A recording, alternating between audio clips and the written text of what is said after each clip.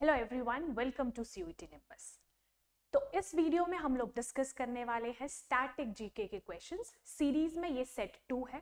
अगर आपने सेट 1 नहीं देखा तो सीयूईटी निम्बस में जाइए और देखिए, है ना। बहुत ही इंपॉर्टेंट क्वेश्चंस है उसमें, आपको विद सॉल्यूशंस मिलेंगे और भी बहुत सारी इंफॉर्मेशन, उससे स्टैटिक इंफॉर्मेशन आपको मिलेगी। तो अगर आपने सेट 1 नहीं देखा तो डू वॉच इट, और अगर आपने देख लिया है तो इसे पूरा देखिए, ठीक है। चलिए स्टार्ट करते हैं। The ideals of liberty, equality and fraternity in the preamble are borrowed from the constitution of which country? तो बताइए कौन सी कंट्री से हम लोगों ने ideals of equality, fraternity and जो फ्रेटर्निटी है, लिबर्टी है, इक्वालिटी है, प्रियम्बल में कहाँ से लिया है? तो आपके ऑप्शंस क्या क्या है? French constitution, Australian constitution, British constitution और यूएसएसआर कॉन्स्टिट्यूशन। ठीक है, ये चारों आपके ऑप्शन है, आपको बताना है कि कहां से लिए गए हैं। चलिए, answer is A, French constitution से हमने लिया है। ठीक है, इसके साथ कुछ और बेसिक फैक्ट्स जो आपको पता होने चाहिए। पहले तो जो प्रियम्बल है हमारा इंडियन कॉन्स्टिट्यूशन का, वो हमने कहां से लिया है? United states of America, USA से। ध्यान रखेंगे, है ना। Preamble of the Indian constitution is borrowed from USA, United states of American constitution. फिर हमने आयरलैंड, ब्रिटेन, कनाडा और सोवियत यूनियन प्लस जर्मनी, इन सारी कंट्रीज से भी हमने अपने कॉन्स्टिट्यूशंस के अलग अलग पार्ट्स लिए हैं। कौन कौन से पार्ट्स लिए हैं हम देखेंगे। देखिए, आयरलैंड से हमने क्या लिया है? Directive principles of state policy, जिसे आप डीपीएसपी नाम से जानते हैं। ठीक है, DPSP policy. Method of electing the president, जो प्रेसिडेंट का इलेक्टिंग मेथड होता है वो भी हमने आयरलैंड से लिया है। Plus president nominating members to the Rajya Sabha, Rajya Sabha में कुछ मेंबर्स जो है वो प्रेसिडेंट नॉमिनेट करते हैं। ठीक है, तो ये जो कॉन्सेप्ट है ये हमने कहां से लिया है? आयरलैंड से। आपके लिए यहाँ पे एक सवाल है, कितने मेंबर्स जो है प्रेसिडेंट नॉमिनेट करता है? How many members president nominate in the Rajya Sabha? ठीक है, ये सवाल है, इसका जवाब आपको कमेंट सेक्शन में देना है। चलिए, ब्रिटेन से हमने क्या क्या लिया है? Parliamentary government, rule of law, legislative procedure, single citizenship, cabinet system, prorogate writs, जो रिट्स अलग अलग रहते हैं, पार्लियामेंट्री प्रिविलेजेस एंड बाइकैमरलिज्म। तो ब्रिटेन से हमने जो कुछ भी लिया है वो सारी चीजें आपको ध्यान में रखनी है। कनाडा से क्या लिया है? Centrifugal form of federalism, residuary powers, centre appointing the governors at the state and advisory jurisdiction of the supreme court. Supreme court की जो एडवाइजरी ज्यूरिस्डिक्शन रहती है वो भी हमने कनाडा से लिया है। ठीक है, फिर सोवियत यूनियन, यूएसएसआर। देखिए, यूएसएसआर जो है पहले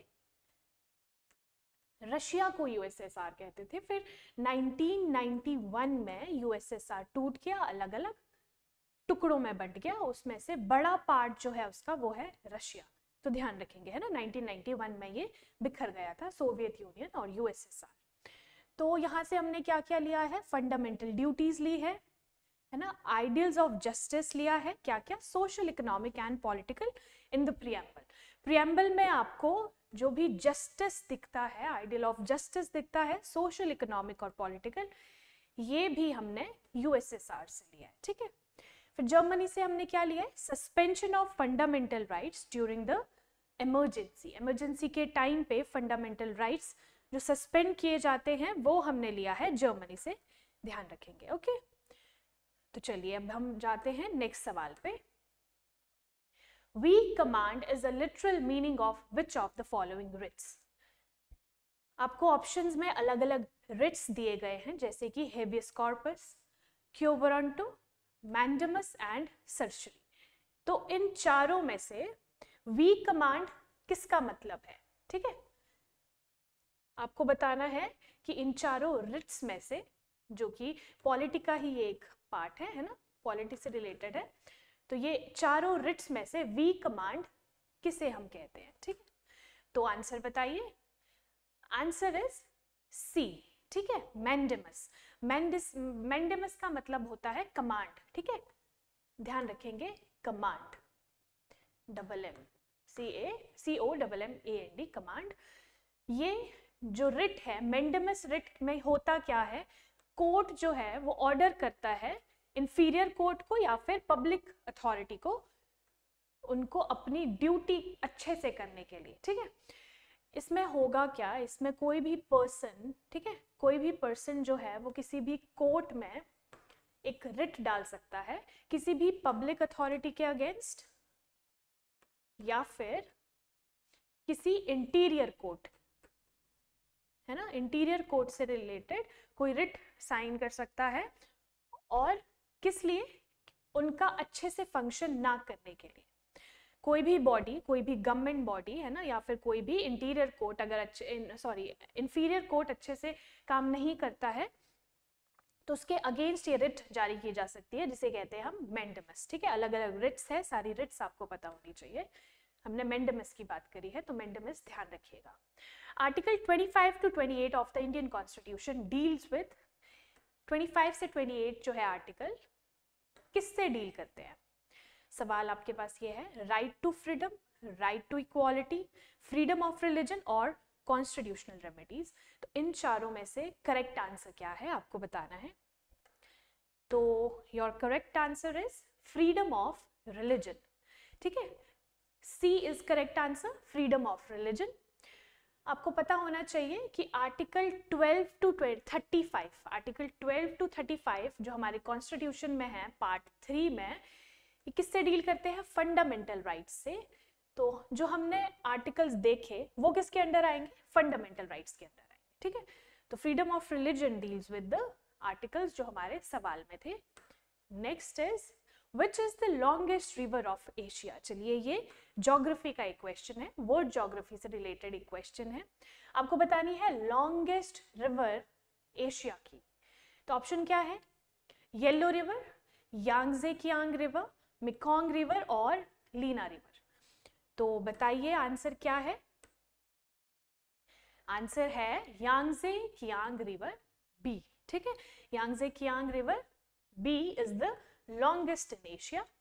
देखिए कुछ फैक्ट्स देख लीजिए इसके बारे में। ये लॉन्गेस्ट है एशिया में और इसकी लेंथ कितनी है, 6380 किलोमीटर, 6380 किलोमीटर लॉन्ग है और longest river in Asia, Asian continent में ये लॉन्गेस्ट है। Third longest in the world, तीसरी सबसे लंबी नदी है वर्ल्ड में। और अगर एक और फैक्ट भी ध्यान में रखेंगे कि लॉन्गेस्ट इन द वर्ल्ड है to flow entirely within one country. इसका मतलब क्या है, देखिए एक ही कंट्री में सबसे लंबी नदी वर्ल्ड की है ये, मतलब एक ही कंट्री में बहने वाली। बाकी जो दो रिवर, ये है थर्ड लॉन्गेस्ट है। जो इससे पहले फर्स्ट और सेकंड है वो एक कंट्री में नहीं बहती है, वो अलग अलग कंट्री से पास होती है। तो ये जो है यांगजे, है ना, यांगजे रिवर जो है, यांगजे कियांग रिवर आप कहते हो, वो एक ही कंट्री में बहती है। कहाँ पे, मैप में देख लीजिए, ये आपको चाइना बहुत ही बड़ी कंट्री दिखेगी, तो यहाँ पे है यांगजे रिवर। एक ही कंट्री से होते हुए ये फिलिपीन सी में चली जाती है, साउथ चाइना सी में चली जाती है, ठीक है। ध्यान रखेंगे Yangtze river longest in Asia, third longest in the world और longest in the world to flow entirely in a country, है ना, इन अ वन कंट्री। आप लोगों के लिए एक सवाल है इस यहाँ से, आपको बताना है लॉन्गेस्ट रिवर फर्स्ट और सेकंड कौन सी है वर्ल्ड में, ठीक है। थर्ड हमने देख ली ना, यांगजे, बताना है उसका नाम प्लस कौन सी कंट्री में है, दोनों का, ठीक है। चलिए, which is the largest island in the world, largest island कौन सा है पूरे वर्ल्ड में। ऑप्शंस क्या है, न्यू गिनिया, बोर्निया और मेडागास्कर और ग्रीनलैंड। तो ये है सवाल, आंसर कीजिए। Largest island in the world, answer is Greenland, ठीक है। Greenland is correct answer. इसके बारे में फैक्ट्स देख लेंगे पहले, फिर इसे मैप में देखेंगे। Largest island in the world हमें पता लग गया। दूसरा, टोटल एरिया कितना कवर कर रहा है, 2166,086 स्क्वायर किलोमीटर। ध्यान रखेंगे, ठीक है, कितना स्क्वायर किलोमीटर ये एरिया कवर कर रहा है। लोकेटेड कहाँ है, लोकेशन बहुत इंपॉर्टेंट है, Arctic ocean and north Atlantic ocean, ठीक है, कहाँ पे है, between Arctic ocean and north Atlantic ocean. हम मैप में देखेंगे, आपको पूरा ज्यादा अच्छे से क्लियर हो जाएगा, है ना। It has the world's second largest ice sheet, ये भी एक फैक्ट है ग्रीन लाइन के बारे में, तो ध्यान रखेंगे, ठीक है। चलिए अब मैप में देख लेते हैं, इंपॉर्टेंट चीज होती है ये जो आपको दिख रहा है, दिस इज ग्रीनलैंड, ठीक है। इसके ऊपर अगर आप देखोगे, दिस इज आर्कटिक ओशन, ठीक है। हमने क्या बोला कि आर्कटिक ओशन और नॉर्थ अटलांटिक ओशन के बीच में आता है, तो ये आर्कटिक ओशन रह गया। फिर नॉर्थ अटलांटिक ओशन, मतलब कि ये है अटलांटिक ओशन का नॉर्थ वाला एरिया, आप ये देख पा रहे हो, दिस इज कनाडा। कनाडा जो है, कनाडा और यूएसए जो है वो कहाँ पे आता है, नॉर्थ वाले रीजन में आता है ना, तो यहाँ पे आएगा north Atlantic ocean. Arctic ocean और नॉर्थ अटलांटिक ओशन के बीच में ये है। न्यूक इज कैपिटल। आइसलैंड के आपको वेस्ट में देखने को मिलेगा, तो ध्यान रखनी है इसकी location. Isthmus of Panama is located between which two water bodies? देखिए Isthmus of Panama है ना, किन दो वाटर बॉडीज के बीच में लोकेटेड है। Isthmus क्या होता है, कोई भी लैंड जो कि दो बड़ी लैंड है ना, बड़ी लैंड को जोड़ रहा हो या फिर वाटर बॉडीज को अलग कर रहा हो, तो इसमें क्या है, दो वाटर बॉडीज होगी इसके आसपास में, जैसे ये अलग कर रहा है Isthmus of Panama, तो आपको बताना है कौन सी वाटर बॉडीज है।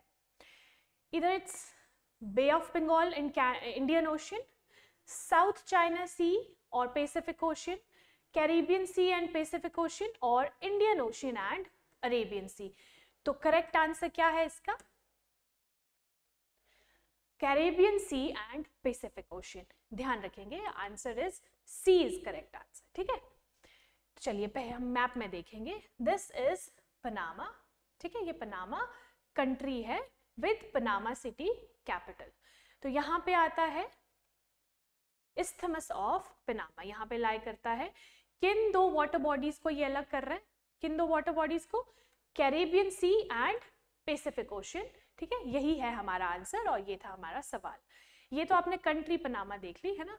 अगर आप इस ग्लोब पे आए है ना, ये पूरा अर्थ का जो आपको स्ट्रक्चर दिख रहा है, ये पूरा is Isthmus of Panama।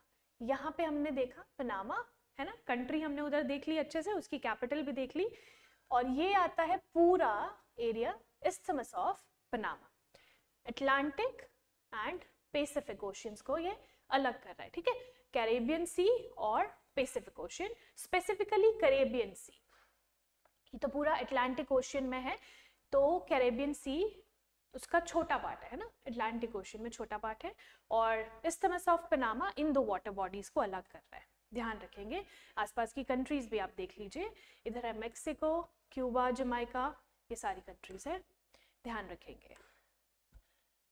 Which of the following is not a correct statement? कौन सी स्टेटमेंट इनमें से करेक्ट नहीं है? Both Khasi hills and Mizo hills are part of Patkai range, ये पहली स्टेटमेंट है। दूसरी स्टेटमेंट, फांगपुई और Blue Mountain is highest point of Mizo hills, Mizo hills की जो हाईएस्ट पॉइंट है, मिजो हिल्स का हाईएस्ट पॉइंट इज फांगपुई और ब्लू माउंटेन। तो ये स्टेटमेंट है, आपको बतानी है नॉट अ करेक्ट स्टेटमेंट, मतलब कि कौन सी स्टेटमेंट इनमें से करेक्ट नहीं है। Khasi hills are known as Lushai hills in local language, तो खासी हिल्स को लोकल लैंग्वेज में लुशाई हिल्स कहते हैं, ये तीसरी स्टेटमेंट है। और चौथा ऑप्शन क्या बोल रहा है, ऑल आर करेक्ट। चलिए तो हम देखेंगे कौन सी स्टेटमेंट करेक्ट नहीं थी। C statement, Khasi hills are also known as Lushai hills in local language, Khasi hills को लुशाई हिल्स नहीं कहते, ठीक है। ये जो स्टेटमेंट है, this statement is not correct, और हमसे पूछा है नॉट अ करेक्ट स्टेटमेंट ही आपको बतानी है, तो सी इज करेक्ट आंसर, ठीक है। खासी हिल्स को लुशाई हिल्स नहीं कहते, मिजो हिल्स को कहते हैं लुशाई हिल्स। इसमें देखिए खासी हिल्स और मिजो हिल्स के बारे में आपको कुछ स्टेटमेंट्स दी है। तो खासी हिल्स के बारे में एक स्टेटमेंट क्या थी कि उसे लुशाई हिल्स कहते हैं, वो गलत स्टेटमेंट है, और हमारे को क्वेश्चन में भी यही पूछा है करेक्ट स्टेटमेंट मतलब नॉट अ करेक्ट स्टेटमेंट बतानी है, गलत स्टेटमेंट कौन सी है इनमें से। तो सी इज इनकरेक्ट है ना। और चलिए अब हम देखेंगे खासी और लुशाई है ना, खासी हिल्स और लुशाई हिल्स। लुशाई हिल्स को हम और क्या कहते हैं, मिजो हिल्स, ये याद रखेंगे। ये देख लीजिए नॉर्थ ईस्ट का मैप है, ठीक है। यहाँ पे आपको भूटान दिख रहा है, इधर आपको बांग्लादेश दिख रहा है, और बाकी जो एरिया आपको कलर्ड में दिख रहा है ना, this is north east states, these are north east states. इनमें गारो, खासी और जयंतिया, ये तीनों ही हिल्स आपको कहाँ मिलेगी, मेघालय में, ध्यान रखेंगे। गारो, खासी, जयंतिया इन मेघालय। और हमने दूसरा, इस क्वेश्चन में हमने दूसरी कौन सी हिल्स देखी, मिजो हिल्स। मिजो हिल्स जिसे लुशाई हिल्स भी कहते हैं इन लोकल लैंग्वेज, लुशाई हिल्स, ध्यान रखेंगे है ना। Lushai hills in local language name for Mizo hills, और खासी हिल्स है मेघालय में, तो ध्यान रखेंगे। Which of the following location beach pairings is not correct? Location और बीच दिया है, इसमें से बताना है कि कौन सा पेयर इनकरेक्ट है, ठीक है। Sukhna lake Chandigarh, Wandoor beach Andaman and Nicobar, Bangaram beach Lakshadweep, और देवका बीच गोवा। तो आपको बताना है इनमें से कौन सा मैच करेक्ट नहीं है। तो आपको क्या लग रहा है कौन सा मैच करेक्ट नहीं होगा, आंसर क्या है, D, Devka beach and Goa. बाकी सारे जो मैच है वो करेक्ट लगे हैं, सही कौन सा नहीं है, देवका बीच और गोवा। तो मतलब इसका मतलब है देवका बीच इज नॉट इन गोवा, तो हमें देखना है देवका बीच कहाँ पे है। देखिए देवका बीच गोवा में नहीं है, ये कहाँ पे है, दमन में, ठीक है, यूटी दमन में सिचुएटेड है देवका बीच, ध्यान रखेंगे। Famous for its amusement parks, musical fountains and beautiful gardens, ठीक है। ये अपने अम्यूजमेंट पार्क्स के लिए फेमस है, म्यूजिकल फाउंटेन्स के लिए फेमस है, और ब्यूटीफुल गार्डन्स के लिए। देवका बीच कहाँ पे है, ध्यान रखेंगे, दमन, ठीक है, दमन देवका, डी से याद रख लो, ठीक है। चलो अब मैप में देख लो इसको एक बार। ये आपको मैप जो दिख रहा है, ये गुजरात का मैप आपको दिख रहा है, ठीक है। गुजरात को ध्यान में रख के यहाँ पे आपको दिखेगा बिल्कुल गुजरात के साउथ में, जहाँ से महाराष्ट्र स्टार्ट हो जाता है, यहाँ पे आपको दिखेगा दमन, ठीक है। ये यूटी है, और यहीं पे आपको देवका बीच देखने को मिलेगा। ये है देवका बीच की पिक्चर, ध्यान रखिए, Daman and Diu are UT. How many ordinances was issued by Jahangir, ये हिस्ट्री से रिलेटेड आपको एक क्वेश्चन मिलेगा। तो आपको बताना है जहांगीर ने कितने ऑर्डिनेंसेस इशू करे थे, 10, 11, 12 और 13। तो कितने करे थे आपको पता होना चाहिए, आंसर इज 12। नहीं पता तो अच्छे से देख लो, दोबारा नहीं भूलना है, ठीक है। 12 ऑर्डिनेंस जारी करे थे किसने, जहांगीर ने, ठीक है, मुगल एम्परर जहांगीर ने। और उसको नाम क्या दिया था, दस्तूर उल अमल, इंपॉर्टेंट, दस्तूर उल अमल। आपको सवाल ऐसे भी बन सकता है कि दस्तूर उल अमल क्या है, तो दस्तूर उल अमल क्या है, 12 ऑर्डिनेंस है जो कि जहांगीर ने जारी करे थे, है ना, 12 rules of code of conduct, ध्यान रखिए अपने, जब वो मुगल एम्परर थे। Which state of India is associated with the folk dance Terahtali, folk dance Terahtali, ठीक है, तेरातली एक फोक डांस है, कौन से स्टेट को ये बिलोंग करता है, कौन से स्टेट के साथ एसोसिएटेड है, हरियाणा, राजस्थान, पंजाब और गुजरात। तो आपको आंसर बताना है इन चारों में से कौन सा है, राजस्थान, ये बिलोंग करता है राजस्थान को, तो option B is correct, Rajasthan. देखिए ये कुछ इस तरह से ये डांस होता है, इसमें क्या होता है कि जो विमेन होती है वो बैठ के डांस करती है, जैसे ये आप देख पा रहे हो, ठीक है। तेरातली राजस्थान का फोक डांस है, हमें पता लग गया, और perform by Qamar tribe, Rajasthan की एक ट्राइब है कमर, ठीक है। यहाँ से आपको एक और चीज पता चल गई, अगर आपको ट्राइब से क्वेश्चन आ गया अबाउट कमर ट्राइब, आपको सवाल बन सकता है कि Kamar tribe belongs to which state, तो इट बिलोंग्स टू राजस्थान, ध्यान रखेंगे, है ना। और ये जो ट्राइब है, यही ट्राइब ये तेरातली डांस परफॉर्म करती है। Which of the following is responsible for giving colour to human skin? Human skin को इनमें से कौन रिस्पॉन्सिबल है ह्यूमन स्किन को कलर देने के लिए? ये साइंस से रिलेटेड क्वेश्चन है, तो बताइए। हीमोग्लोबिन, मेलेनिन, ल्यूसीफेरिन और फ्लेवोनॉइड्स। तो your correct answer is B, that is melanin. ठीक है, मेलेनिन जो है ये स्किन कलर के लिए, मतलब स्किन का जो कलर है that is due to melanin, है ना। स्किन में मेलेनिन प्रेजेंट होने की वजह से स्किन में जो स्किन कलर है वो दिखता है। Melanin is pigment that gives human skin, hair and eyes their colour. Human skin के साथ साथ हेयर और आईज को कलर देता है मेलेनिन। डार्क स्किन जो पीपल होते हैं उनमें ज्यादा मेलेनिन प्रेजेंट होता है कंपैरेटिवली लाइट स्किन पीपल, ध्यान रखेंगे। तो melanin is produced by cells called melanocytes. कौन से सेल्स होते हैं? MELANOCYTES, मेलानोसाइट्स, ध्यान रखेंगे। मेलानोसाइट्स, है ना, melanocytes is responsible for melanin, और मेलेनिन से स्किन कलर, हेयर और आईज का जो कलर है वो दिखता है। Which among the following is major component of गोबर गैस? गोबर गैस का मेजर कंपोनेंट आपको बताना है, कौन है? ब्यूटेन, इथेन, प्रोपेन और मिथेन। स्पेलिंग गलत है, METHANE, मिथेन। ठीक है, तो your correct answer is D, that is methane.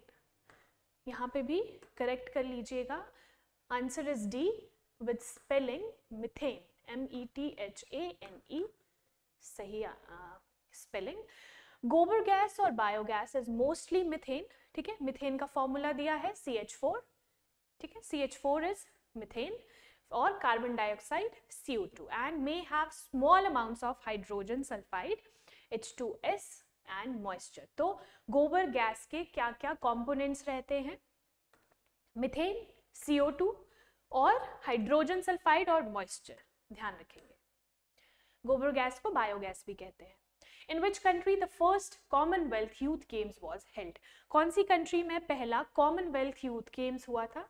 आपको बताना है। यूनाइटेड किंगडम, कनाडा, ऑस्ट्रेलिया और आयरलैंड। कहाँ पे हुआ था?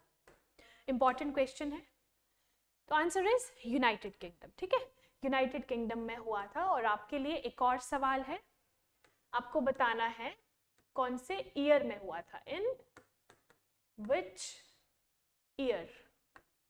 ठीक है, कमेंट सेक्शन में जरूर आपको बताना है कौन से साल में यूके में ये पहला हुआ था। Which among the following was the only session of INC, that is Indian National Congress, that was presided by Mahatma Gandhi? Mahatma Gandhi ji ने कौन सा सेशन INC का प्रिसाइड किया था? ओनली सेशन, है ना।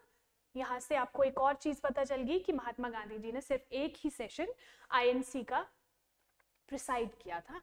कौन सा? अमरावती, बेलगांव, नागपुर और कराची। तो आपको सही आंसर बताना है। Correct answer is Belgaum. ठीक है, B is correct answer, Belgaum.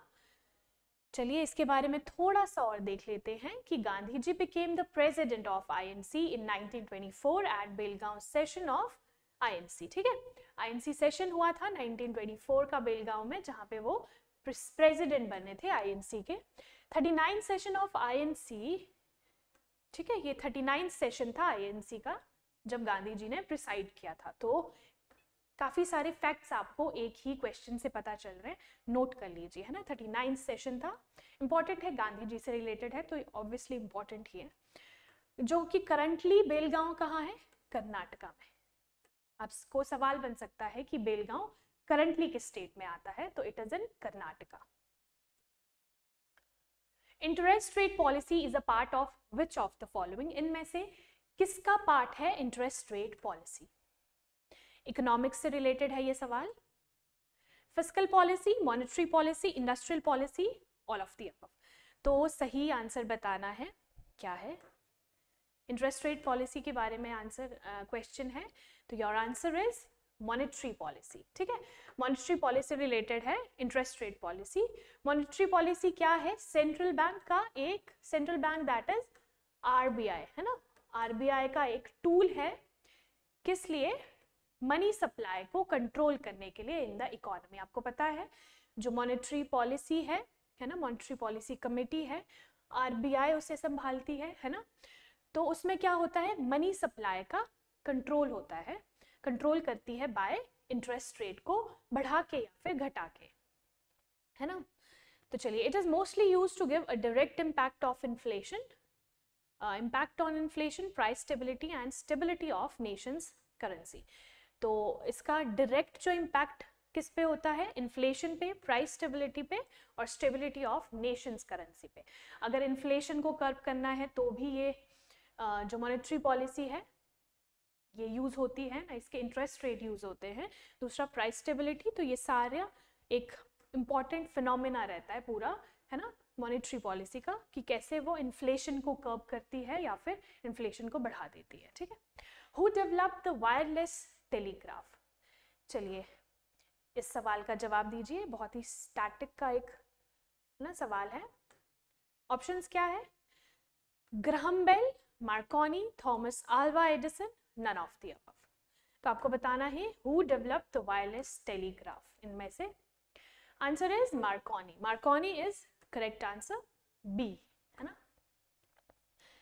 तो मार्कोनी ने एक इटालियन इन्वेंटर और इंजीनियर थे जिन्होंने डेवलप किया, है ना, first successful long distance wireless telegraph. Very important, note कर लीजिए। He developed Marconi's law and radio telegraph system. इन्होंने मार्कोनीज लॉ भी डेवलप करा और रेडियो टेलीग्राफ सिस्टम भी डेवलप करा, तो दोनों ही इंपॉर्टेंट है। Bohag Bihu is a festival in north east India, mainly in the state of, कौन से स्टेट में मनाया जाता है? चलिए बताइए कौन कौन से ऑप्शंस है, असम, मणिपुर, मेघालय और त्रिपुरा। तो कहाँ पे मनाया जाता है बिहू? असम, मणिपुर, मेघालय और त्रिपुरा। तो करेक्ट आंसर इज, देखिए अगर आपने हमारी फेस्टिवल्स वाली वीडियो, हमारे चैनल पे फेस्टिवल्स वीडियो है ना, पूरे इंडिया के स्टेट्स में अलग अलग फेस्टिवल्स मनाए जाते हैं, अगर आपने वो नहीं देखी तो आप जाके देखिए, क्योंकि अगर आपने वो वीडियो देखी होती तो आपको पता होता कि इसका करेक्ट आंसर है असम, क्योंकि हमने बहुत अच्छे से वहां पे डिस्कस किया है ना। चलिए, तो करेक्ट आंसर है असम, है ना, असम में मनाया जाता है। पहले तो ये असमीज का न्यू ईयर सेलिब्रेशन रहता है ना, द कमिंग ऑफ स्प्रिंग, और इससे 7 दिन तक ये चलता है। इसका एक फैक्ट ये है, ध्यान रखेंगे, 7 दिन तक ये चलता है, और इसको कहते हैं हार्ट बिहू। हार्ट बिहू का मतलब 7 या फिर 7, ठीक है, हार्ट बिहू।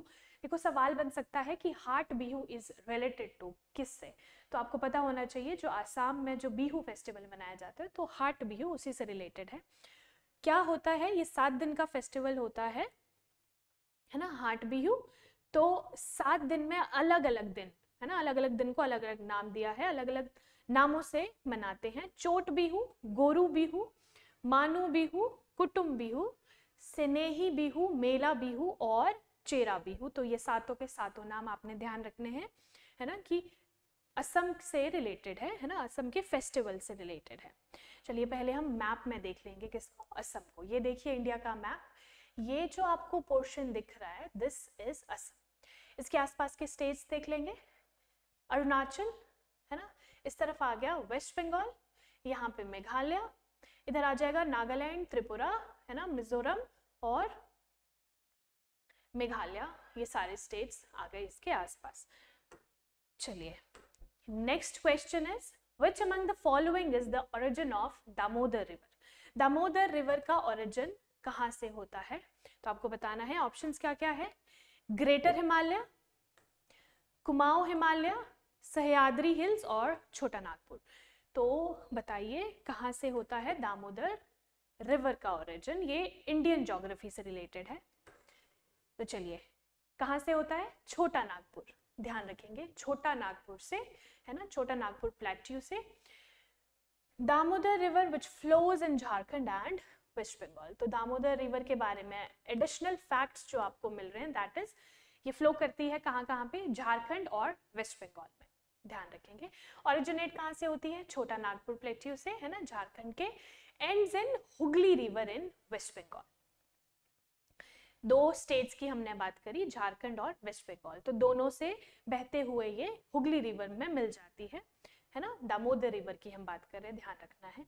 इसको सॉरो ऑफ बंगाल भी कहा गया था क्योंकि कुछ फ्लड्स इसकी वजह से वहां पे आ गए थे। दो construction of several dams have controlled the flood of great extent. तो चलिए, पहले इसको कहा जाता था सॉरो ऑफ बंगाल क्योंकि इसकी वजह से बहुत सारे फ्लड्स उस एरिया में आ जाते थे, लेकिन अब डैम्स उस जगह पे बना दिए गए हैं to control the extent of, है ना, इसकी रिवर का जो फ्लो है उसका एक्सटेंट को कम करने के लिए। तो चलिए, मैप में देखना बहुत ज़्यादा ज़रूरी है और इंटरेस्टिंग मैप्स है ये, आपको पूरा इंटरेस्ट लेके इसे पढ़िए, है ना। तो चलिए, हम दामोदर रिवर की बात कर रहे हैं ना, तो this is your Damodar river. ये हमने देखा कि झारखंड, ये है झारखंड, ब्लू कलर में आपको दिख रहा है ना, दिस इज झारखंड। यहाँ से छोटा नागपुर प्लेट्यू यहाँ पे है, यहाँ से ये ओरिजिनेट होके कहाँ पे, वेस्ट बंगाल से होते हुए बे ऑफ बंगाल में मिल जाती है, ठीक है। तो ये ध्यान रखना है दामोदर रिवर के बारे में। Which among the following bank, अच्छा उसके जो इसके पहले हम पढ़ रहे थे दामोदर रिवर के बारे में, ये हुगली रिवर में मिलेगी, है ना, हुगली रिवर में मिलके फिर ये गंगा में, हुगली गंगा को में मिल जाएगी, तो दामोदर जो है वो ट्राइब्यूटरी किसकी हुई, हुगली रिवर की, ध्यान रखेंगे। Which among the following bank had issued first successful credit card of the world? चलिए, फैक्चुअल क्वेश्चन है काफी ज्यादा। किस बैंक ने, इसमें सवाल है, फर्स्ट सक्सेसफुल क्रेडिट कार्ड बनाया था वर्ल्ड का? तो कौन सा bank? Bank of America, Standard Chartered bank, Citibank, ANZ, Grindlays bank. तो चलिए, correct answer is A, Bank of America. Bank of America ने क्रेडिट कार्ड इशू किया था, कौन से ईयर में? 1950। नोट कर लीजिए, 1950 में बैंक ऑफ अमेरिका ने पहली बार क्रेडिट कार्ड इशू किया था, है ना। It was called the BankAmericard. पहले ये क्या कहलाता था? बैंक अमेरिकार्ड, स्पेलिंग BANKAMERICARD, ठीक है, बैंक अमेरिकार्ड। और लेटर ये इवॉल्व हो गया टू वीजा। अब आपने देखा होगा ना, visa, VISA। This innovation revolutionized the consumer credit and payment systems, paving the way for modern credit cards. ये काफी बड़ा रेवोल्यूशन रहा है consumer credit and payment system के लिए। तो USA बैंक ऑफ अमेरिका ने पहली बार इशू किया था इन 1950 क्रेडिट कार्ड, ध्यान रख लीजिए। Which of the following rivers doesn't originate in India? Options आपको दिए गए हैं, कावेरी, गंगा, ब्रह्मपुत्र और झेलम। इनमें से आपको बताना है कौन सी रिवर इंडिया में ओरिजिनेट नहीं होती। तो चलिए आंसर बताइए। ब्रह्मपुत्र, है ना, ब्रह्मपुत्र इज करेक्ट आंसर, क्योंकि ये ओरिजिनेट कहाँ से होती है? ये होती है तिब्बत से, ठीक है। Also called Yarlung Tsangpo in Tibet language, originates on Angsi glacier. ध्यान रखेंगे, वेरी इंपॉर्टेंट। पहले तो ब्रह्मपुत्र इंपॉर्टेंट रिवर है इंडिया की, है ना, ब्रह्मपुत्र पूरा बेसिन इसका इंपॉर्टेंट है। तो ये ओरिजिनेट कहाँ से होती है? अंगसी ग्लेशियर से, जो कि तिब्बत में है ना, तिब्बत वाले रीजन में है। और तिब्बत में इसका नाम क्या है? यारलुंग सांगपो, ध्यान रखेंगे। इंडिया में एंटर होने से पहले ब्रह्मपुत्र को कहते हैं Yarlung Tsangpo. Located on the northern side of the Himalayas in Burang county of Tibet. कहाँ पे लोकेटेड है? हिमालयस के नॉर्दर्न साइड में, है ना। तो ये सारा जो हिमालय वाला रीजन आता है उसके नॉर्थ वाले साइड में ये सिचुएटेड है। ये आपको फ्लो दिखेगा मैप में, देख लीजिए, ये जो पूरा आपको दिख रहा है, this is what, this is Brahmaputra, ठीक है। तिब्बत में क्या कहलाई? यारलुंग सांगपो, फिर ब्रह्मपुत्र, उसके बाद जमुना, ध्यान रखेंगे, है ना। बांग्लादेश से होते हुए बे ऑफ बंगाल में चली गई ब्रह्मपुत्र। चलिए, तो ये थे हमारे मोस्ट इंपॉर्टेंट क्वेश्चंस, है ना। ये जीके है, स्टैटिक है, तो आपको एज इट इज ही याद होने चाहिए, इसमें कोई लॉजिक नहीं है, एज इट इज याद करना है। फिर से मैं कह रही हूँ, ये काफ़ी ज़्यादा इंपॉर्टेंट है। इसका मैप वर्क आपको बहुत अच्छे से बताया जा रहा है ना। कोई भी सवाल है उसमें अगर मैप वर्क इंक्लूड हो सकता है तो आई एम इंक्लूडिंग दैट। तो आप इसको अच्छे से फॉलो कीजिए। ये सेट 2 है, सेट 1 अगर आपने नहीं देखा तो आप जाके देखिए। और हमारी और भी इम्पॉर्टेंट टॉपिक्स पे अलग अलग सीरीज चल रही हैं, वो भी आप देखिए। डेली करंट अफेयर्स तो आते ही है ना। तो निम्बस CUET निम्बस को सब्सक्राइब कीजिए, हमें ऐसे ही हमें फॉलो कीजिए। And thank you so much, all the very best to you all.